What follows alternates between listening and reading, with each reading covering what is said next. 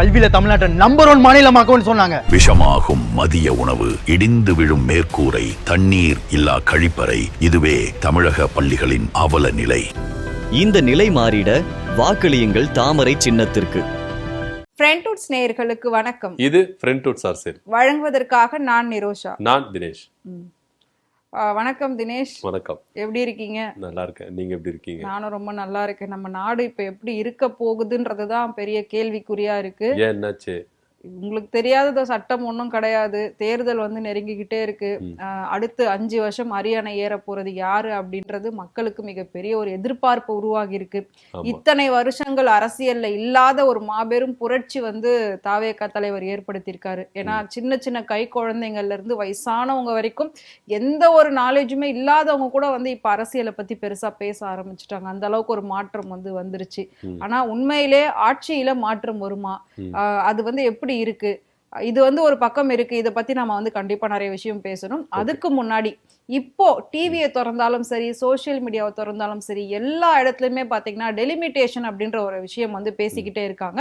தொகுதி மறுவரையறை. சோ அது வந்து நானும் நிறைய நியூஸ் எல்லாம் படிக்கிறேன். பட் அது என்ன அப்படின்றது எனக்கு சரியா விளங்கல. இப்ப அதுல வந்து நமக்கு சாதகமான ஒரு தீர்ப்பம் வந்திருக்கு அப்படின்னு சொல்லி திமுகவினர் வந்து கொண்டாடிக்கிட்டு இருக்காங்க. என்ன நடந்தது? என்ன விஷயம் அது? இந்த தொகுதி மறுவரையில நம்ம வந்து பாத்தீங்கன்னா இந்தியாவை 2ஆ பிரிக்கலாம். அதாவது வட இந்தியா, தென்னிந்தியா. இதை வச்சுதான் பேஸ் பண்ணி என்ன பண்றாங்க, இந்த தொகுதி மறுவரையை பாஜக கொண்டு வருது அப்படின்னு நம்ம எடுத்துக்கலாம். இந்த தொகுதி மறுவரை வந்து நமக்கு நல்லதா கெட்டதா அப்படின்னு ஒரு பெரும் குழப்பம் வந்து மக்கள் மத்தியில இருக்கதான் செஞ்சுது. இது வந்து ஒரு வகையில பாத்தீங்கன்னா பாஜக என்ன சொல்றாங்க அப்படின்னு பாத்தீங்கன்னா, தொகுதி மறுவரை அப்படின்றது வந்து நல்லதுதான். ஏன் அப்படின்னு பாத்தீங்கன்னா, இன்னைக்கு தமிழ்நாட்டுல 39 தொகுதி இருக்கு. எம்பி தொகுதி நீங்க எடுத்துக்கிட்டீங்கன்னா 39 தொகுதி. இது அதிகரிக்கும். 39 தொகுதின்றது 59 தொகுதியா 20 தொகுதி நம்மளுக்கு ஏத்தி கொடுப்பாங்க அப்படின்னு சொல்றாங்க. ஓகே, வரவேற்கிறது தான். இதுல எந்த வித மாற்று கருத்தும் இல்லை. ஏன்னா தொகுதி மக்கள் தொகை அடிப்படையில இந்த தொகுதி மறுவரையை கொண்டு வராங்க அப்படின்னு சொல்லப்படுது. ஆனா 2011 மக்கள் தொகை கணக்கெடுப்பு நடத்தினாங்க. அப்பவே கொண்டு வரல அப்படின்னு ஒரு பெரிய கேள்விக்குறி நமக்கு இருக்கு. இங்க எடப்பாடி பழனிசாமி என்ன சொல்றாருன்னா, அமித்ஷா சொல்லிட்டாரு நமக்கு நல்லதுதான் அப்படின்னு சொல்றாரு. ஆனா அமித்ஷா பேச்சு வாக்குறுதி கொடுத்துட்டாரு அப்படின்னு சொல்றாரு.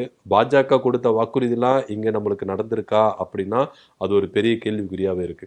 இதை ஏன் வந்து திமுக அரசு இந்த அளவுக்கு எதிர்க்குது? திமுகவை தவிர்த்து ஒட்டுமொத்த தென் மாநிலங்கள் ஏன் எதிர்க்கிறது அப்படின்னு பார்த்தோன்னா அங்கதான் இருக்குது ட்விஸ்ட் அப்படின்னு பார்க்கணும். இன்னும் சொல்ல போனா வட மாநிலங்களுக்கு மேற்கு வங்கம், பஞ்சாப் போன்ற மாநிலங்கள்லாம் ஏன் எதிர்க்கிறது அப்படின்னு நம்ம பார்க்கணும். இந்த டீலிமிட்டேஷன், அதாவது இந்த தொகுதி மறுவரை கொண்டு வந்தா பாஜக ஈஸியா வட மாநிலங்கள்லயே ஆட்சியை பிடிச்சிடலாம். தென் மாநிலங்கள் உதவி உங்களுக்கு தேவைப்படாது அப்படின்னு பார்க்க வேண்டியதா இருக்கு. இப்போ ஒட்டுமொத்தமா நீங்க இந்தியாவில நாடாளுமன்றம் சீட் எத்தனை பார்த்தீங்கன்னா 543 சீட்டு. இந்த 543 சீட்டை தொகுதி மறுவரை மூலமா 850 சீட்டை நீங்க கொண்டு வந்துடலாம்.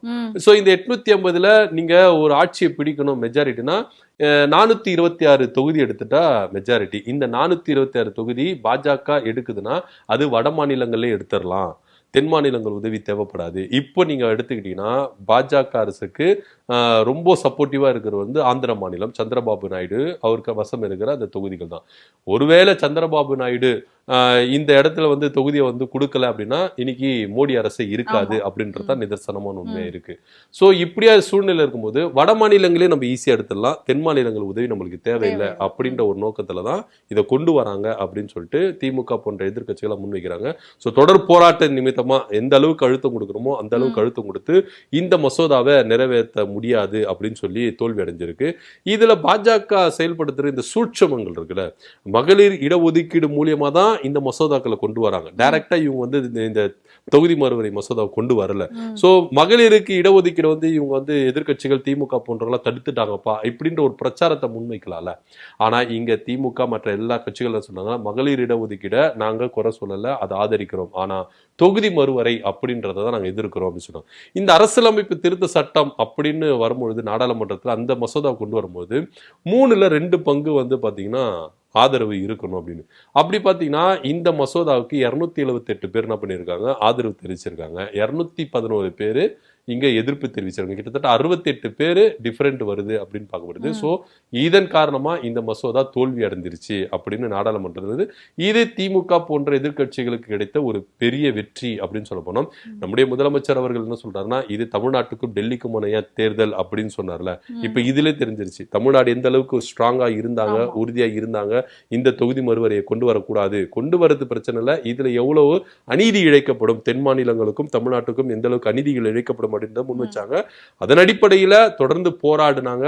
இப்போ அவங்க வென்றிருக்கிறாங்க அப்படின்னு சொல்லலாம். ஸோ எப்பவுமே டெல்லிக்கு அவுட் ஆஃப் தமிழ்நாடு அப்படின்னு முதல்வர் ஸ்டாலின் சொல்றது வெட்ட வெளிச்சமா இருக்கு. இதுதான் இந்த தொகுதி மறுவரையில் இருக்கிற பல சூட்சமங்கள். பாஜக எந்த அளவுக்கு தொகுதி மறுவரி மூலமா இங்க ஒரு சர்வாதிகார ஆட்சியை கடைபிடிக்கிறது இருந்தாங்க, அது சுக்குநூறா உடைக்கப்பட்டது அப்படின்னு இங்க பார்க்க வேண்டிய ஒரு விஷயமா இருக்கு. ஒரு சரியான விளக்கம் கொடுத்தீங்க. அந்த தொகுதி மறுவரையறைனா என்ன, அது எதுக்காக பண்றாங்க, எதனால இவங்க எதிர்க்கிறாங்க அப்படின்றது வந்து நிறைய பேருக்கு மக்களுக்கு வந்து புரிதல் இல்லாம இருந்தது.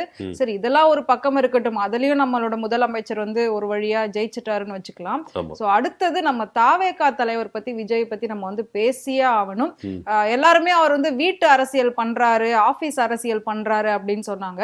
இப்போ அவர் வந்து ரொம்ப தொகுதிகள்ல இறங்கி பிரச்சாரம் செய்ய ஆரம்பிச்சிட்டாரு, சைக்கிள்ல போறாரு, ரோட் ஷோ பண்றாரு. அது இல்லாம இப்போ வந்து இன்னும் ஓட்டு கேட்கறதுக்காக நிறைய யுக்திகள்லாம் யூஸ் பண்ணுவாங்க நம்மளோட வேட்பாளர்கள். அவங்களுக்கு ரேஷன் வாங்கி கொடுக்கறது, துணி துவைச்சு கொடுக்கறது எல்லாம் பண்ணுவாங்க. அப்படி இருக்கும்போது நம்மளோட தாவேகா தலைவர் விஜய் எப்படி ஓட்டு கேட்டுக்கிட்டு இருக்காரு? ஏன்னா உங்களோட வீடு அருகில் தான் அவர் வந்து நிக்கிறாரு, உங்க தொகுதியில தான் நிக்கிறாரு. கண்டிப்பா உங்களுக்கு தெரிஞ்சிருக்கும் எப்படி ஓட்டு கேட்கிறாரு, எப்படி இருக்குன்னு சொல்லி. சோ அதோட கல நிலவரம் ஆக்சுவலா வந்து பாத்தீங்கன்னா, விஜய் வந்து பெரம்பூர் தொகுதியில பிரச்சாரம் மேற்கொண்டார். வேட்புமனு தாக்கல் செஞ்சார்ல, மார்ச் 30 வேட்புமனு தாக்கல் செஞ்சாரு. அப்பவே ஃபர்ஸ்ட் வந்து என்ன பண்ணாரு, பிரச்சாரத்தை அங்கே மேற்கொண்டு கிளம்பிட்டாரு. அதுக்கப்புறம் ஒவ்வொரு தொகுதியிலும், ஏன்னா ஒரு தலைவர் அப்படின்றதுனால 234 தொகுதி அவர் கவர் பண்ணணும். அப்படின்னும் போது சில தொகுதிகளை அவர் கவர் பண்ணாரு, சில தொகுதியில கவர் பண்ணல அப்படின்ற ஒரு குற்றச்சாட்டு தான் இங்க முன்வைக்கிறாங்க. தமிழக வெற்றி கழகத்தை பொறுத்த வரைக்கும் விஜய் வந்து 2 தொகுதியில நிற்கிறார், பெரம்பூர் தொகுதி, திருச்சி கிழக்கு தொகுதி. இப்போ வந்து பெரம்பூர் தொகுதியில அவர் வந்து வீதி வீதியா வந்து வீடு வீடா வந்து வாக்கு கேட்கிறாரு அப்படின்னு பேசப்படுது. சரியா திருச்சி கிழக்கு தொகுதிக்கு போல அப்படின்ற ஒரு கேள்வியும் இருக்குது. முதல்ல கிட்ட இருக்கிறத முடிச்சிருவோம், அதுக்கப்புறம் லாங்கில் இருக்கிறத முடிச்சிடலாம் அப்படின்னு பிளான் போட்டால் கூட நாட்கள் இல்லை. இப்போ நீங்கள் பார்த்தீங்கன்னா இன்னைக்கு தேதி 28 ஆயிடுச்சு. இன்னும் வந்து பார்த்தீங்கன்னா 4 நாள் 5 நாள் தான் இருக்கு தேர்தல். இந்த 4 நாள் 5 நாள்ல எப்படி கவர் பண்ண முடியும் அப்படின்ற ஒரு கேள்வி இருக்கு. இதனிடையில பெரம்பூர்ல பர்மிஷன் கொடுத்தும் இவர் பிரச்சாரத்தை கேன்சல் பண்ணியிருக்கிறாரு அப்படின்னு. பொதுவா இவர் ஒரு புதுமுதிகான ஒரு பிரச்சாரத்தை ஏற்படுது. ஒரு நாள் பிரச்சாரத்துக்கு போனால் 2 நாள் ரெஸ்ட் அப்படின்னு தேவைப்படுது. இந்த டைம் வந்து பார்த்தீங்கன்னா ஒவ்வொரு நிமிடமும் பொன்னான நிமிடம் அப்படின்னு சொல்ல வேண்டியது. ஏன்னா தேர்தல் இருக்கிற டைம்ல இதே தாவேகா மேல பலரும் பல குற்றச்சாட்டுகளை முன்வைத்திருக்கிறாங்க. இதை உடைக்கணும்னா விஜய் அவர்கள் ஒவ்வொரு தொகுதிக்கா போயிட்டு மக்கள் கிட்ட பேசி தன்னுடைய கட்சி நிலைப்பாட்டு என்ன, தன்னுடைய ஆட்சிக்கு வந்தா என்ன நிலைப்பாட்டு இருக்கும், இதை தான் அவர் முன்வைக்கணும். ஆனா போற இடத்துல இது முன்வைக்கிறாரா அப்படின்னா கிடையவே கிடையாது. திமுகவை குறை சொல்றாரு, தன்னை முன்னிறுத்திருக்கிறாரு, தன்னுடைய வேட்பாளர்களை முன்னிறுத்துறாருன்னா கிடையாது. இது ஒரு பெரிய ஒரு பின்னடைவு அப்படின்னு கூட எடுத்துக்கலாம். இன்னைக்கு ஏன் பெரம்பூர்ல வந்து வீதி வீதியா வரணும், கதவு திறக்கணும் அப்படின்னு கோலம் எல்லாம் போடுறாரு, விசில் சின்னத்தெல்லாம் வரைகிறாரு. இந்த விஷயத்துல வந்து இருக்காருன்னா பெரம்பூர் தொகுதியில ஆஸ்பர் நான் வந்து பாத்தீங்கன்னா பெரம்பூர் வாக்காளர் நான் இருக்கேன் அப்படின்ற நான் என் பார்வையில நான் எப்படி எடுத்துக்கிறேன்னா, பெரம்பூர்ல அவருக்கு ஒரு நெகட்டிவான விஷயம் இருக்குது அப்படின்னு தான் பேசப்படுது. ஏன் அப்படின்னா மக்களே என்ன சொல்றாங்க, நானே சில மக்கள் கிட்ட பேசியிருக்கேன், அவங்க என்ன சொல்றாங்க, ஏன் விஜய்க்கு வாக்களிக்க மாட்டீங்க அப்படின்னா, ஒரு சிலர் வாக்களிக்கன்னு சொல்றாங்க. இந்த நீங்க இப்ப இருக்கிற முதற்கட்ட வாக்காளர்கள்லாம் வாக்களிக்கிறேன்னு சொல்றாங்க. ஒரு சிலர் ஏன் வாக்கள் சொல்ல மாட்டாங்க, இந்த முதிர்ச்சி அடைந்த நிறைய பேர் இருப்பாங்கல்ல, அவங்களாம் ஏன் வாக்களிக்க மாட்டேங்கிறாங்க அப்படின்னா, திமுகவை எடுத்துட்டீங்கன்னா ஆர்டி சேகர் அப்படின்றது பார்த்தீங்கன்னா எங்க தொகுதி ஆட்கள். நான் ஈஸியா வந்து என்ன பண்ணிடலாம், ஈஸியா பார்த்துடலாம். டீ கடையில கூட அவரை பார்ப்போம், வாக்கிங் வருவாரு, அங்க பார்ப்போம். ஆபீஸ்ல போனா எப்பவுமே இருப்பாரு, ஆபீஸ்ல இல்ல வீட்டுக்கு போனாலும் எப்பவும் வருவாரு, எப்போனாலும் அவரை பார்த்துடலாம். ஆர்டி சேகரை நீங்க ஒரு நாள்ல குறைஞ்சபட்சம் 5-6 முறை 7 முறை அவரை பார்த்துடலாம் அப்படின்னு சொல்றாங்க. இப்போ இது அதிமுக சார்பா கூட்டணி இருக்கிற திலகாபாமா இந்த தொகுதி ஆட்களானா கிடையவே கிடையாது, அவங்களை ஈஸியா பார்க்க முடியாது. விஜய் இந்த தொகுதி ஆட்களானா பார்க்கவே முடியாது. ஏன் பார்க்க முடியாது அப்படின்னா, நிர்வாகிகளை பார்க்க முடியல. நிர்வாகிகள் இப்போ நீ அஜித் ஆக்னல் எடுத்துக்கோங்க, மற்ற பேர் எடுத்துக்கோங்க, ஈஸியாக அவங்களால ஆக்சஸ் பண்ண முடிஞ்சதா, பார்க்க முடிஞ்சதான புரிய முடியாது. ஆதவர்ஜுனாவை தாண்டணும், புஷியானந்தை தாண்டணும், அதே போல் வந்து பார்த்தீங்கன்னா அருண்ராஜை தாண்டணும், ஜான் ஆரோக்கியசாமி இருக்கார், இவங்களெல்லாம் தாண்டி ஜெகதீஷ் இருக்கார். ஜெகதீஷை தாண்டி பாடி கார்டுன்னு ஒருத்தர் இருக்காரு. இவங்களெல்லாம் தாண்டி தான் விஜய் நம்ம வந்து ஈஸியா பார்க்க முடியுது. ஸோ ஈஸியா வந்து விஜய் வந்து பார்க்கவே முடியாது. ஒரு தொகுதியில நீங்க எம்எல்ஏவை தேர்ந்தெடுக்க அப்படின்னா தொகுதி மக்களுடைய குறைகளை யாருக்கிட்ட முறையிட முடியும்? இப்போ ஆர்டி சேகர் இருக்காரு, இங்கேயே இருக்காருப்பா, அவர் இங்கேயே தான் இருப்பாரு, எங்க வேணாலும் நான் பார்த்துக்கலாம், எங்கெல்லாம் போகலாம். விஜயை பார்க்கணும், நான் இங்க இருந்து பனையூருக்கு போகணும், நீலாங்கரை வீட்டுக்கு போகணும். ஸோ அங்க போனா நான் அலையணும், என் குறையா நான் பெட்டிஷன் எடுத்துன்னு போனா அங்க நான் போய் அலைஞ்சு இது பண்ணணும். ஒரு தொகுதி வாக்காளரானா நான் போயிட்டு அவரை பார்க்க முடியாது அப்படின்ற ஒரு குற்றச்சாட்டை தான் முன்வைக்கிறாங்க. ஸோ இந்த பிம்பத்தை உடைக்கணும், இந்த நெகட்டிவை உடைக்கணும் அப்படின்னா நான் உங்களோட நிக்கிறேன்ப்பா அப்படின்னு சொல்லிட்டு தான் இன்னைக்கு விஜய் வீதிக்கு வந்திருக்கிறாரு, வீடு விடத்துறாரு. சரி, எல்லார் வீட்டுக்கு போனாரா? குடிசை வீட்டுக்கு போனாரா? ஓட்டு வீட்டுக்கு போனாரான்னா கிடையாது. செட்டப் பண்ணி நிர்வாகிகள் வீட்டுக்கு தான் அவர் போயிருக்காரு. அடிமட்ட ஒரு வாக்காளர் வீட்டுக்கு போயிருக்காருன்னா கிடையவே கிடையாது. ஒரு நார்மலா ஒரு குடிசை வீட்டுக்கு போயிருக்கணும், ஒரு ஓட்டு வீட்டுக்கு போயிடணும்னு. இவரு ஏசியில் எந்த வீட்டில் இருக்குது அந்த வீட்டில் ஏசியை குழு பண்ணி வைங்க, நான் வரேன், எனக்கு வெயில் ஒத்துக்காது இப்படின்னு அதுலேயும் ஒரு சொகுசான குறைஞ்சபட்சம் ஒரு வீட்டுக்கு தான் போயிருக்காரு, நிர்வாகிகள் வீட்டுக்கு தான் போயிருக்கிறாரு அப்படின்ற ஒரு குற்றச்சாட்டு முன்வைக்குது. ஸோ அரசியலில் எதை வேணால் செஞ்சிடலாம். ஏன்னா இப்போ வந்து அரசியல் தேர்தல் ரொம்ப நெருங்கிறதுனால தங்களுடைய தொகுதியில கவனம் செலுத்தணும் அப்படின்னு சொல்லிட்டு தான் ஒவ்வொரு வேட்பாளர்களும் குறியா இருப்பாங்க. இப்போ நீங்க முதல்வர் ஸ்டாலின் கூட எடுத்துக்கோங்களேன், எல்லா தொகுதியும் கவர் பண்ணிட்டாரு. இப்போ ஒரு கடைசி நிமிட்ல எந்த தொகுதியில டார்கெட் ஃபோக்கஸ் பண்ணுவாருன்னா கொளத்தூர் தொகுதியில ஃபோக்கஸ் பண்ணுவார். எடப்பாடி பழனிசாமி அப்படிதான், துணை முதலமைச்சர் உதயநிதி ஸ்டாலின் அப்படிதான், எல்லா தொகுதிக்கும் போவாங்க, கடைசியா தான் தான் தொகுதிக்கு வந்துருவாங்க. ஸோ அந்த பேஸ்ல தான் இப்போ விஜயம் அப்படி வந்திருக்கிறாரு அப்படின்னா. ஆனா அவர் கிடைச்ச வாய்ப்பை வந்து யூஸ் பண்ணிக்கிறாருன்னா கிடையவே கிடையாது. இப்பவும் சில பெரம்பூர்ல அவருக்கு பர்மிஷன் கொடுத்தும் அவர் வந்து கேன்சல் பண்ணிட்டு போயிருக்கிறாரு அப்படின்ற செய்தி தான் வருது. ஸோ இப்போ நீங்கள் சொன்னீங்க விஜயை பார்க்க முடியாது, பட் மற்ற வேட்பாளர்களை வந்து ஈஸியாக பார்த்துடலாம், ஆனால் விஜயை பார்க்கறது கஷ்டம், அதனால மக்கள் அவங்களுக்கு ஓட்டு போடுவாங்களான்ற ஒரு சந்தேகம் இருக்குது அப்படின்ற மாதிரி சொன்னீங்க. அது வந்து மக்கள் மேலே தப்பு அப்படின்னு நினைக்கிறீங்களா, விஜய் மேலே தப்பு அப்படின்னு நினைக்கிறீங்களா? ஏன்னா என்னோட பாயிண்ட் ஆஃப் வியூவில் வந்து மக்கள் மேலே தான் தப்பு. மக்கள் வந்து அவரை இன்னும் நடிகராக தான் பார்த்துக்கிட்டு இருக்காங்க.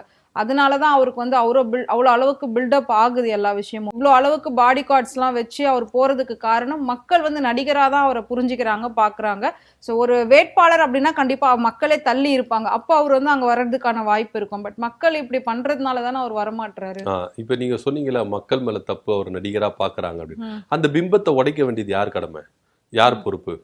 விஜயோட பொறுப்பு. நான் நடிகரனா இல்லை, அரசியல்வாதியா மாறிட்டேன், மக்களோட பல மேடைகள்ல சொல்றாரு. ஆனா செயல்பாடுகள்ல இருக்குதா? இப்ப எப்பவுமே தியரியை விட பிராக்டிக்கல் அப்படின்றதுதான் ரொம்ப இம்பார்ட்டன்ட். நம்ம பேசிக்கிட்டே இருக்கிறத விட செயல்ல இறங்கி செய்யறாங்கல்ல, அவங்கதான் மக்கள் வந்து என்ன பண்ணுவாங்க, ஏத்துப்பாங்க. பேசிக்கிட்டே இருந்தா மேடையில இன்னைக்கு ஒரு பேச்சு பேசுவாங்க, நாளைக்கு போனா ஒரு பேச்சு பேசுவாங்க, நாளைக்கு ஒரு பேச்சு பேசுவாங்க. ஆனா செயல்பாடுகள் என்னைக்குமே நிலைக்கும். நீங்க செய்யற செயலு உங்களை வந்து எப்பவுமே வந்து பாத்தீங்கன்னா இவங்க தான் அப்படின்றத காட்டிட்டே இருக்கும். ஸோ அந்த செயல்பாடுகளை தான் மக்கள் வந்து எதிர்பார்க்கறாங்களே, பேச்சை யாரும் இப்ப வந்து யாரும் எதிர்பார்க்கவே இல்லை அப்படின்றது தான் என்னுடைய கருத்தா இருக்கு. ஆனா இப்போ வந்து பாத்தீங்கன்னா இது நீங்க சொன்னீங்க மக்கள் தான் தப்பு, விஜய் மேல எந்த தப்பும் இல்லைன்னு. நிர்வாகிகளே இன்னைக்கு நிறைய பேர் விஜய் மேல தப்பு சொல்லியிருக்காங்க. ஏன் எதுக்குன்னு உதாரணத்தை சொல்றேன். இப்போ நாஞ்சில் சம்பத் அவர் இருக்காரு, அவர் வந்து பாத்தீங்கன்னா தாவேக்கால தேர்தல் பரப்புரை பொதுச் செயலாளர் அப்படின்னு. அவர் தேர்தல் டைம்ல போய் பரப்புரைகள் மேற்கொள்ளணும், கட்சியினுடைய கொள்கைகளை வந்து என்ன பண்ணணும் சொல்லணும். விஜய் வெளியிட்ட அந்த தேர்தல் அறிக்கைகள், நலத்திட்டங்கள் எல்லாத்தையும் அவர் வந்து என்ன பண்ணணும், ஒவ்வொரு வாக்காளர்களுக்கும் அவர் வந்து உறக்க சொல்லணும். இதுதான் அவருடைய வேலையே. ஆனா இந்த வேலையை நான் எப்படி பணமா மாத்திக்கிறது அப்படின்ற ஒரு முனைப்புல தான் நாஞ்சில் சம்பத் இருக்கிறாரு அப்படின்ட்டு வேட்பாளர்களே நிறைய பேர் என்ன பண்றாங்க சொல்றாங்க. இப்போ விஜய் வந்து ஒரு சில எல்லா கட்சியிலயும் அந்த மாதிரி இருக்கு இல்லாமலாம் இல்ல இருக்கு. ஆனா தேர்தல் வந்துட்டா அந்த டைம்ல கட்சிக்காக தான் உழைக்கணும் வேண்டி, உங்களுக்காக நீங்க உழைக்க கூடாது அப்படின்றதுதான் இருக்கு. இப்ப நீங்க நார்மலா நீங்க திமுக அதிமுக எடுத்துக்கங்களேன், நார்மல் டைம்ல ஒரு பிரச்சாரங்கள் கூட்டம் போடுறீங்கன்னா வர சீஃப் கெஸ்ட்டுக்கு காசு கொடுக்கணும், கொடுக்காமல இருக்கல, எல்லா கட்சியிலும் இது இருக்குது. ஆனா தேர்தல் வந்துட்டா காசை எதிர்பார்க்காம தன்னுடைய கட்சி வின் பண்ணணும், கட்சி வேட்பாளர்கள் வின் பண்ணணும், அதனால என்னுடைய கான்ட்ரிபியூட் என்ன அப்படின்னு தான் எல்லாருமே வந்து என்ன பண்ணுவாங்க, செயல்படுவாங்க. இன்னைக்கு திமுக இருக்கிற பல பிரபலங்கள் கூட, அதிமுக இருக்கிற பல பிரபலங்கள் கூட போய் வாலண்டியா வந்து என்ன பண்றாங்கன்னா போய் பிரச்சாரங்கள் மேற்கொள்றாங்க. அவங்களுடைய நோக்கம் என்னவா இருக்குன்னா என் கட்சி வேட்பாளர் வந்து வின் பண்ணணும் அப்படின்னு. இது வந்து பொதுக்கூட்டம் கிடையாது, மாநாடு கிடையாது, உங்களை சீஃப் கெஸ்டா கொண்டு வந்து உங்களுக்கு காசு கொடுக்குறது. தேர்தல் டைம்ல இந்த கட்சியினுடைய பொறுப்பு, அந்த பொறுப்பு உணர்ந்துதான் ஒவ்வொரு கட்சியிலும் செயல்படுறாங்க. ஆனா தாவேக்கால மட்டும் தான் சம்பாதிக்கிறது எப்படி அப்படின்னு பாக்குறாங்க. நீங்க கட்சி ஆரம்பிக்கும் போது கூட உங்களுக்கு பதவி வேணுமா, 10 லட்சம் கொடுங்க, 5 லட்சம் கொடுங்க அப்படின்னு சொல்லி கேட்டாங்க, புகார்களை முன் வச்சிருக்காங்க. உங்களுக்கு சீட்டு வேணுமா 5 கோடி கொடுங்க அப்படின்னு சொல்லிட்டு புதுச்சேரியிலாம் பல பேர் வந்து குற்றச்சாட்டுகளை சுமத்தி இருக்கிறாங்க. இதை ஒரு குறித்து கூட விஜய் அவர்கள் இறங்கி வந்து விசாரிச்சிருக்கிறாரா, நடவடிக்கை எடுத்திருக்கிறாரா அப்படின்னா கிடையவே கிடையாது. இது ஒரு புறம் இருக்கட்டும். இப்ப நாஞ்சில் சம்பத் என்ன சொல்றாரு, பிரச்சாரத்துக்கு வரணுமா 1 லட்ச ரூபா கொடுங்க, ஏசி ரூம் 2 போடுங்க, பிக்கப் டிராப்புக்கு நீங்க பாத்துக்கணும், டிராவல் அலோன்ஸ் வந்து பாத்தீங்கன்னா 10,000 கொடுக்கணும் அப்படின்னு சொல்றாங்க. ஸோ நாஞ்சில் சம்பத் ஒரு இடத்துல பிரச்சாரம் பண்றதுக்கு வராருனாலே கிட்டத்தட்ட 1.5 லட்சம் இருந்து 2 லட்சம் செலவாகுது அப்படின்னு சொல்லிட்டு ஒவ்வொரு வேட்பாளரும் கும்பிடுறாங்க. இது யாரு தப்புன்றீங்க அப்படின்னு பாத்தீங்கன்னா விஜயோட தப்பு தான். ஏன்னா மக்கள் இயக்கத்திலிருந்து வந்தாங்கல்ல, அவங்கதான் உண்மையா உழைக்கிறாங்க. இடையில வந்தவங்க எல்லாமே எப்படி சம்பாதிக்கணும் அப்படின்னு தான் பாக்குறாங்க அப்படின்ற ஒரு குற்றச்சாட்டை முன்வைக்கிறாங்க. சோ விஜய் இதெல்லாம் பார்த்து அவர் என்ன பண்ணிருக்க சுதாரிச்சிருக்கணும் அப்படின்னு வேட்பாளர்களே சில வேட்பாளர்களே முன்வைக்கிறாங்க. ஏன்னா சில தொகுதிகளா அவர் போகவே இல்லை, அதுல விரக்தியில இருக்கிறாங்க நிறைய வேட்பாளர்கள். ஏன்னா நீங்க போய் நில்லுங்க நான் வரேன் அப்படின்னு சொன்னவர் விஜய் ஏன் வரல அப்படின்ற ஒரு விஷயம் இருக்கு. பர்மிஷன் கிடைக்காதா அப்படின்னு ஒவ்வொருத்தரும் ஏங்கிட்டு இருக்காங்க. பர்மிஷன் கொடுத்தும் விஜய் வந்து கேன்சல் பண்றாரு அப்படின்ற ஒரு கருத்தை முன்வைக்கிறாங்க. ஸோ இன்னைக்கு நாஞ்சில் சம்பத் வந்து இந்த அளவுக்கு வந்து என்ன பண்றாரு, ஈடுபடுறாரு. இது விஜய் தான் காரணமா இருக்கணும். அவர் தான் வந்து என்ன பண்ணிருக்கணும், இந்த விஷயங்களை வந்து சரி செஞ்சிருக்கணும், தலைமை முடிவெடுத்திருக்கணும் அப்படின்றாங்க. ஸோ காசு இருக்கிறவன் கொடுத்துட்றான், காசு இல்லாதவன் என்ன பண்ண முடியும்? இப்போ விஜய் வந்து பல பேரை வந்து காசு இருக்கிறவங்களை வேட்பாளரை நிப்பாட்டல. ஒரு சிலர்லாம் வந்து பார்த்தீங்கன்னா கூலி வேலைக்கு போறவங்களால வேட்பாளரை நிப்பாட்டி இருக்கிற விஜய். அவங்களாம் என்ன பண்ணுவாங்க, விஜய் இருக்கிறாரு அப்படின்ற நம்பிக்கையில தான் அவங்க நின்னா பண்ணிருப்பான். நிப்ப டெபாசிட் காசை கட்டி கடனோட வாங்கி அவன் என்ன பண்ணிருப்பான், நிப்பாட்டிருப்பான். இப்ப அவங்களெல்லாம் தவிக்க விட்டு தானே இருக்காரு விஜய். இப்போ அப்படிப்பட்ட நீங்க காசு இருக்கிறத விட காசு இல்லாத வேட்பாளர்கள் தான் நீங்க போயிட்டு என்ன பண்ணிருக்கணும், முன்னுரிமை கொடுத்து வேட்பாளரை வந்து ஆதரிச்சிருக்கும். ஆனா விஜய் இதெல்லாம் தவிக்க விட்டு இருக்காருல்ல. இப்ப இன்னைக்கு நாஞ்சில் சம்பத் போன்றவங்களா வந்தாலும் காசு கேட்கறாங்க, அப்படி இப்படி கொடுப்பாங்க. சரி ஓகேப்பா நாஞ்சில் சம்பத்தை விட்டுருங்க, 2ஆம் கட்ட தலைவர்கள் போலாம், புஷி ஆனந்த், ஆதவர்ஜுனா, அருண்ராஜனா. ஆனா அவங்க எல்லாருமே அவங்கவுங்க தொகுதியில தான் குறிக்கோளா இருக்கிறாங்க. ஏன்னா நம்ம போயிட்டோம்னா நம்ம தொகுதியில நம்மள வந்து மறந்துடுவாங்களோ அப்படின்ற ஒரு அச்சம் உங்களுக்கு இருக்கு. மக்களை நம்புறவங்க, நிர்வாகிகளை நம்புறவங்க, உங்களுக்கு நம்பிக்கையான வாக்கு வரும்னா எங்களுக்கு நம்பிக்கையான வாக்கு வரும், மக்கள் எங்க கூட தான் இருக்கிறாங்க, ஆதரவு கொடுப்பாங்க அப்படின்னு சொல்றாரு புஷி ஆனந்த், ஆதவர்ஜுனா. ஏன் நீங்க உங்களுக்கு தான் உங்க தொகுதியில மக்கள் ஆதரவு இருக்குது, மக்கள் உங்களை வின் பண்ண வச்சிருவாங்கன்னா நீங்க போயிட்டு மற்ற வேட்பாளர்களுக்கு வேலை செய்யுங்க. ஏன் செய்ய மாட்டேன்றீங்க? இப்போ உதயநிதி எடுத்துக்கோங்க, முதல்வர் எடுத்துக்கோங்க, எல்லாரும் எல்லா தொகுதிக்கும் போறாங்களா? மற்ற தொகுதிக்கு போறாங்க, அவங்க தொகுதிக்கு போறாங்களா? அது மாதிரி போயிருக்கலாமே, ஏன் போக மாட்டேங்கிறாங்க அப்படின்ற ஒரு கேள்விதான். இதெல்லாம் போக விஜய் சொல்றாரு ஒவ்வொரு வேட்பாளரும் நாங்க பார்த்து பார்த்து தேர்ந்தெடுத்தோம். நேத்து எல்லாம் பாத்தீங்கன்னா ஆர்கே நகர் தொகுதி வேட்பாளர் மரிய வில்சன் அவருடைய வீடியோ வந்து எந்த அளவுக்கு வந்து ஒரு அதிர்வலைகளை ஏற்படுத்திச்சு அப்படின்னு. சொந்த அண்ணன் குடும்பம் தான், வெளி குடும்பம் கிடையாது, சொந்த கூட பிறந்த அண்ணனுடைய குடும்பம். அவங்களுடைய பிள்ளைகளை, பெண்களை வந்து என்ன பண்றாரு, தாக்குறாரு, சொத்து பிரச்சனைக்காக தாக்குறாரு. மரிய வில்சன் யாரு, ஜேபிஆர் கல்வி குடும்பத்தினுடைய தலைவரா இருக்கிறார். அவர்கிட்ட இல்லாத பணமா, அவர்கிட்ட இல்லாத சொத்தா? ஆனா சொந்த அண்ணன் குடும்பத்தையே இப்படி தாக்குறாரு, ஒரு பெண்ணுன்னு கூட பார்க்காம ஆபாச வார்த்தையில சொல்லி தாக்குறாரு, கட்டையால தாக்குறாரு. இது வந்தா அப்ப அங்க இருக்கிற ஆர்கே நகர் தொகுதி மக்களுடைய அச்சம் என்னவா இருக்கு, பயமா இருக்குன்னா சொந்த குடும்பத்தையும் இவர் இப்படி தாக்குறாரு, நம்மள எந்த மூளைக்கு அப்படின்ற ரேஞ்சுக்கு தான் அவங்க பாக்குறாங்க.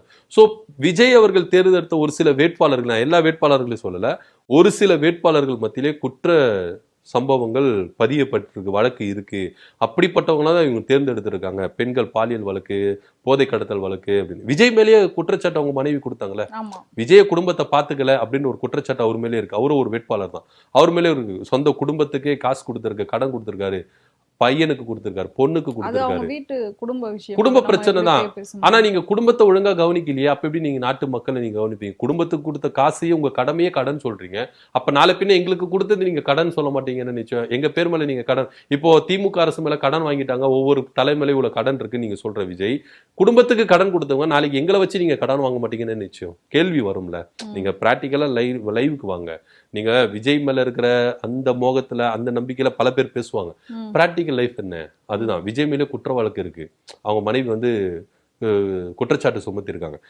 அப்பா அம்மாக்கு கொடுத்தத யாருன்னா கணக்குல எழுதுவாங்களா? அதாவது ஒரு வேட்பாளர் வந்து கடன் வாங்கியிருக்கேன், அப்படி எனக்கு இவ்வளவு சொத்து இருக்குங்க, ஆனா நான் கடன் இவ்வளவு வாங்கியிருக்கேன் அப்படின்னு சொல்லிட்டு கணக்கு காட்டுவாங்க. ஆனா விஜய் கடன் கொடுத்துருக்குன்னு காட்டுறாரு. அதுதான் அவர் உண்மையை தானே வெளிப்படுத்துது. இப்போ இதே வந்து நம்மளோட சிஎம் வீட்டு சைட்ல பாத்தீங்கன்னா ஒவ்வொருத்தரும் 30 லட்சம் தான் இருக்குது, பேக்கெட் மணியா என்கிட்ட 30,000 தான் இருக்கு அக்கௌண்ட்ல அப்படிலாம் சொல்றாங்களே. அப்போ எது உண்மை எது பொய்ன்றது மக்களுக்கு தெரியுது. கரெக்ட். ஏன்னா அவங்க வந்து ஓப்பன் மைண்டா எங்க கிட்ட இவ்வளவுதான் இருக்குது அப்படின்னு சொல்லுவாங்க. ஏன்னா இது எல்லாமே நோட் பண்ணுவாங்க, வருமான வரித்துறை, அமலாக்கத்துறை எல்லாமே நோட் பண்ணுவாங்க. சென்ட்ரல், அதாவது தேர்தல் ஆணையம் அப்படின்றது வந்து நீங்க கணக்கு வைக்கிறது சும்மா கிடையாது. அது எல்லாமே ரெக்கார்ட் பண்ணி பின்னாடி என்ன பண்ணுவாங்க, ஃபியூச்சர்ல உங்க வீட்டுக்கு வந்து என்ன பண்ணுவாங்க, நீங்க சொன்னதெல்லாம் கரெக்டா இருக்குதா, நீங்க ஐடி ஃபைல் பண்ணிருக்கீங்க, அதை தான் பார்ப்பாங்க. இப்போ முதல்வர் ஸ்டாலின் அவர்கள் சொல்றாருன்னா அவர் ஐடி ஃபைல் பண்ணியிருப்பாரு, அது பேஸ்ல தான் அவர் என்ன பண்ணுவார் கொடுப்பாரு. ஒருவேளை அதுக்கு புறம்பா அவர் வந்து தேர்தல் பத்திரத்துல வந்து சொல்லியிருந்தாருன்னா இது வந்து ஐடி வந்து என்ன பண்ணுவோம், ரைட் பண்ணுவாங்க, அமலாக்கத்துறை ரைட் பண்ணுவாங்க. சும்மாலாம் கிடையாது. நம்ம வந்து முதல்வர் இப்படி கொடுக்குறாரு, இவ்வளவு சொல்றீங்க, எடப்பாடி பழனிசாமி நான் ஒரு விவசாயினாரு, ஆனா ஒரு தேர்தல் அந்த பத்திரத்துல எனக்கு 1 சென்ட் நிலம் கூட இல்லை அப்படின்னாரு. அப்ப எந்த பேசல நீங்க விவசாயின்னு சொல்றீங்க? கேள்விகள் வரல. சோ எல்லாருமே வந்து கொடுக்குறாங்க அப்படின்னா சும்மாலாம் கிடையாது. நாளை பின்ன இதெல்லாம் நோட் பண்ணி என்ன பண்ணுவாங்க, வருமான வரித்துறை ரைடு வருவாங்க, அமலாக்கத்துறை ரைடு வருவாங்க. ஸோ விஜய் வந்து சொல்லியிருக்காரு, நான் வந்து விஜய் வந்து தப்பு சொல்லலை, அவர் கடன் கொடுத்துருக்குன்னு சொல்லியிருக்கிறாரு. ஸோ எல்லாரும் இப்படி பண்ணுவாங்க நான் சொல்றேன். ஒரு சிலர்லாம் கடன் வாங்கியிருக்கேன் அப்படின்னு சொல்லுவாங்க, ஆனா விஜய் கடன் கொடுத்துருக்குன்னு சொல்றாரு. அதுவும் யாருக்கு கொடுத்துருக்கேன்றாரு, பெத்த அப்பா அம்மாவுக்கு கொடுத்துருக்காரு, பிள்ளைக்கு கொடுத்துருக்காரு, மனைவிக்கு கொடுத்துருக்காரு, பெண்ணுக்கு கொடுத்துருக்காரு, இந்த மாதிரி தான் சொல்றாரு. நீங்க மத்தவங்களுக்கு கொடுத்தேன்னு சொல்லலாம். அப்போ புசியானந்துக்கு கொடுத்துருக்கேன்றாரு, 3 கோடி ரூபாய் கொடுத்துருக்காரு, ஓகே. மத்தவங்க அவர் புசியானந்து வெளியாளு கொடுத்துருக்காரு, மத்தவங்களுக்கு கொடுத்துருக்கலாம். குடும்பத்துக்கு கடமைக்குன்னு செஞ்சவங்களே நீங்க என்ன பண்ணீங்க, கடன் கொடுத்துருக்கீங்க. ஸோ இந்த மாதிரி ஒரு குற்றச்சாட்டுகள் அவர் மேல வச்சிருக்கு. ஸோ விஜய் தலைமையும் விஜய் தலைவர் வந்து அவரும் ஒரு வேட்பாளர் தான், அவர் மேலும் நிறைய குற்றச்சாட்டுகள் இருக்கு. அவர் தேர்ந்தெடுத்த வேட்பாளர்கள் மத்தியிலும் இப்படி குற்றச்சாட்டு இருக்கும்போது இப்படிப்பட்டவங்க பெண்களுக்கு எப்படி பாதுகாப்பு கொடுப்பீங்க, பெண்களுடைய உரிமைகளுக்கு எப்படி நீங்க போராடுவீங்க, சம உரிமை கொடுப்பீங்க அப்படின்னு தான் பார்க்க வேண்டியது. அஜித் ஆக்னேல் எடுத்துக்கங்க, கடைசி மினிட் வரைக்கும் அவங்க தாவேக்காவுக்காக ரொம்பவே பாடுபட்டாங்க. கிட்டத்தட்ட 2 கோடி ரூபாய் கிட்ட செலவு பண்ணியிருக்காங்க. ஆனா இன்னைக்கு அவங்களுக்கு அங்கீகாரம் இல்லை, தாவேக்கால அங்கீகாரம் இல்லை, அதனால திமுகவுக்கு போய் சேர்ந்துருக்காங்க. ஏன்னா இப்போ தமிழக வெற்றி கழகம் பெண்களுக்கு அங்கீகாரம் கொடுக்குது, சம உரிமை கொடுக்குது, பெண்கள் முன்னேற்றத்துக்காக பாடுபடுது அப்படின்னா கட்சியில முதல்ல நீங்க அதை நிவர்த்தி செஞ்சிருக்கலாமே. உங்க கட்சியிலே அந்த கட்டமைப்பு இல்லையே. அப்படி இருக்கும்போது நீங்க ஆட்சிக்கு வந்துட்ட பிறகு எப்படி ஒரு கட்டமைப்பை ரெடி பண்ணுவீங்க அப்படின்ற ஒரு கேள்வி இருக்குல்ல. ஏன்னா முதல்ல எல்லாருமே சொல்லுவாங்க, முதல்ல ஒரு குடும்ப தலைவனா குடும்பத்தை பார்த்துக்கணும், அதுக்கப்புறம் தான் வெளியில வந்து போராடணும். குடும்பத்தையே பார்த்துக்காம வெளியில இருந்து எப்படிப்பா போராடுவ அப்படின்ற ஒரு கான்செப்ட் தான். முதல்ல விஜய் வந்து குடும்பத்தை பார்த்துக்கல, சரி கட்சியாச்சுன்னா பார்த்துக்கிட்டாருன்னா கட்சியும் பார்த்துக்கிட்டு இல்லை, நான் ஸ்ட்ரைட்டா ஆட்சிக்கு வந்துட்டு எல்லாம் செஞ்சிடணும்னா எப்படி நீங்க செய்வீங்க? அந்த நிர்வாக திறமை உங்களுக்கு எப்படி இருக்கு? முதல்ல குடும்பத்துல உங்க நிர்வாக திறமை இல்லை, கட்சியில உங்க நிர்வாக திறமை இல்லை, இது ரெண்டுத்தையும் தவிர்த்துட்டு நீங்க வந்து ஆட்சி செய்வீங்கன்னா அது மக்கள் பாக்குறாங்கல்ல. முதல்ல உங்க கட்சியில ஒரு நிர்வாகத்தன்மையை கொண்டு வாங்க சார். கட்சியில விஜய் நிர்வாகத்தன்மை கொண்டு வராரு, ஒரு மாவட்ட செயலாளர் மேல ஒரு 2ஆம் கட்ட மேல தலைவர்ல அலிகேஷன் வச்சா அதை உடனே நிவர்த்தி செய்யறாரு, நடவடிக்கை எடுக்கிறாரு, இப்படின்ற ஒரு நம்பிக்கை வரணும் விஜய் மேல. கட்சியில முதல்ல நீங்க அந்த நம்பிக்கை, இப்ப நீங்க திமுக எடுத்துக்கோங்களேன், திமுக மேல எதனா ஒரு குற்றச்சாட்டு உடனே கட்சி விட்டு நீக்கிறாங்க, அதிரடியா நீக்கிறாங்க. அது எம்எல்ஏ வந்தாலும் எம்பி இருந்தாலும் பெரிய மாவட்ட செயலாளர் இருந்தாலும் கட்சி விட்டு உடனே நீக்கிறாங்க, கவுன்சிலர் எம்எல்ஏ யாரா இருந்தாலும் நீக்கிறாங்க. சோ இந்த நிர்வாக திறமை இருக்குல்ல, இப்போ எல்லாருக்கும் திமுக, அது திமுக அதிமுகவும் அப்படிதான் செயல்படுது, பாஜகவும் அப்படிதான் செயல்படுறாங்க. அவங்க மேல ஒரு குற்றச்சாட்டு வச்சா உடனே கட்சி விட்டு நீக்கிறாங்க, அதிரடியா நடவடிக்கிறாங்க. சோ அப்போ மக்களுக்கு தெரியல, கட்சியிலேயே இந்த அளவுக்கு இவ்வளவு ஸ்ட்ரிக்டா இருக்கும்போது ஆட்சிக்கு வந்துட்டு எந்த அளவுக்கு ஸ்ட்ரிக்டா இருப்பாங்க அப்படின்ற ஒரு மனநிலைமை மக்களுக்கு உண்டாது. அதிமுக மேல, திமுக மேல, பாஜக மேல எல்லாருமே உருவாகுது. அந்த நம்பிக்கையை விஜய் மேல உருவாகல. ஏன்னா அவரு கட்சியில ஒரு நடவடிக்கை எடுக்கல, புசியானது யாரை கை காட்டுறாரோ அவங்களுக்கு ஃபேவராகவே செயல்படுறாரு அப்படின்னு தான் பார்க்கப்படுது. ஸோ ஒட்டு மொத்தமா பெண்களுக்கு ஆதரவா இருக்கிற, பெண்களுக்கு சம உரிமை கொடுக்குற சொல்ற டிவிக்கு அவங்க கட்சியிலேயே பல குறைபாடு இருக்கு, அவங்க வேட்பாளர்கள்கிட்டே சில குறைபாடுகள் இருக்கு. இவங்கெல்லாம் பெண்களுக்கு பாதுகாப்பு கொடுப்பாங்களா அப்படின்ற கேள்விதான் மக்கள் மத்தியிலே இருக்குது. ஓகே, ஸோ இப்போ நம்ம வந்து அரசியல் நிலவரம் என்ன அப்படின்றத இப்போ நீங்கள் வந்து மக்களுக்கு எடுத்து சொல்லியிருக்கீங்க. இதில் வந்து ஆனால் யார் வந்தாலும் உண்மை என்ன அப்படின்னா, யார் வந்தாலும் அவங்களோட கஷ்டம் தான் நம்ம வந்து நம்மளோட வாழ்க்கையை நடத்த போகிறோம். ஸோ ஒரு புரட்சி ஏற்படுதா இல்லையா அப்படின்றது இதுக்கு மேலே தான் நமக்கு தெரியும். இது வரைக்கும் அரசியல் அறிவு இல்லாதவங்க கூட இப்போ அரசியலை பார்க்க ஆரம்பிச்சிருக்காங்க. ஸோ இதுக்கப்புறம் இது எப்படி போய் முடிய போகுது அப்படின்றத நம்ம பார்க்கலாம். ஏன்னா நாளுக்கு நாள் இதுக்கப்புறம் திருப்பங்கள் ஏற்படும் அப்படின்றதுல எந்த ஒரு சந்தேகமும் கிடையாது. ஸோ இன்னைக்கு அரசியல் நிகழ்வில் அரசியல் நிலவரத்தை பற்றி நம்ம நிறைய விஷயங்கள் வந்து மக்களுக்கு எடுத்து சொல்லியிருக்கோம். இதே மாதிரி நாளைக்கு நிகழ்ச்சியில் நாளைக்கான அரசியல் நிலவரம் என்ன அப்படின்றதையும் நாம பேசலாம். நன்றி, வணக்கம். நன்றி, வணக்கம்.